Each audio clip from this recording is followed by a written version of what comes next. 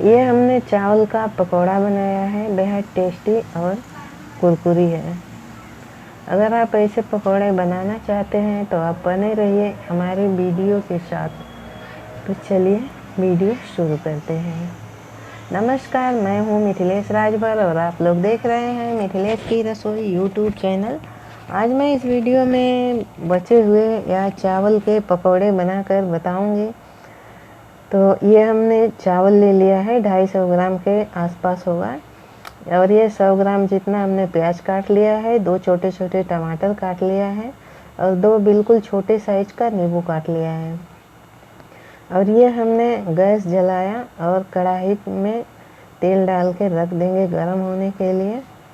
और जब तक तेल गरम होता है तब तक हम पकौड़े का मिश्रण तैयार कर लेते हैं। तो ये चावल हमने ले लिया है, 250 ग्राम के जितना होगा।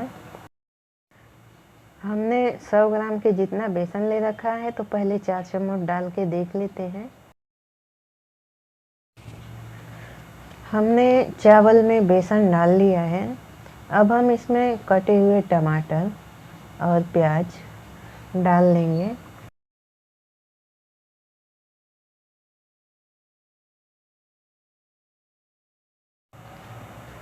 ये लहसुन और मिर्ची का पेस्ट है जो हमने कूट कर बना लिया है, 1 चम्मच के जितना है, थोड़ा सा ज़्यादा है। तो इसको भी हम इसमें डाल लेते हैं। अब हम इसमें नींबू निचोड़ लेते हैं। नींबू का बीज हमने पहले ही निकाल लिया है।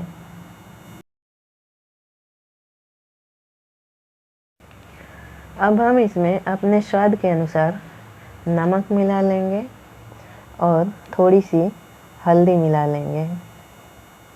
ज़्यादा हल्दी नहीं मिलाना है। अब हम इन सारी चीज़ों को एक साथ मिक्स कर लेते हैं। इसमें हम पानी नहीं डालेंगे, पहले मिलाकर देख लेते हैं। अगर पानी की आवश्यकता होगी तो थोड़ा सा पानी डाल लेंगे।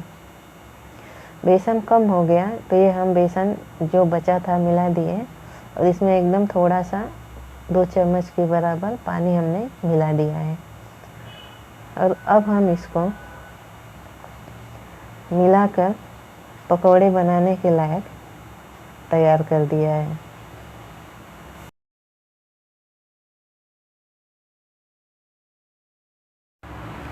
अब तक ये हमारा तेल गरम हो चुका है।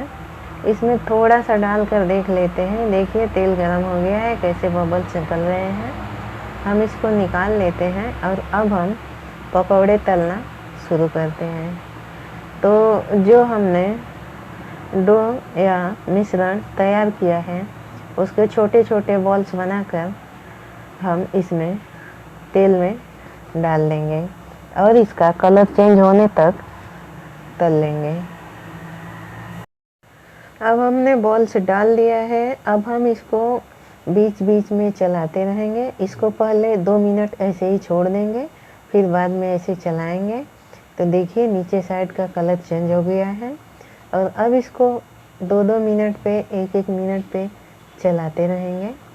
और जब ये सुनहरे रंग का या भूरा रंग का हो जाएगा तब हम इसको निकाल लेंगे। अब ये हमारा पकौड़ा लगभग तल चुका है, देखिए हो चुका है।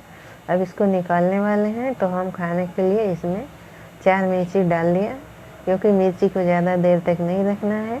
इसमें डाल के बस थोड़ा सा हिलाकर और फिर हम इसको बाहर निकाल लेंगे। पकौड़े के साथ मिर्ची को भी बाहर निकाल लेंगे।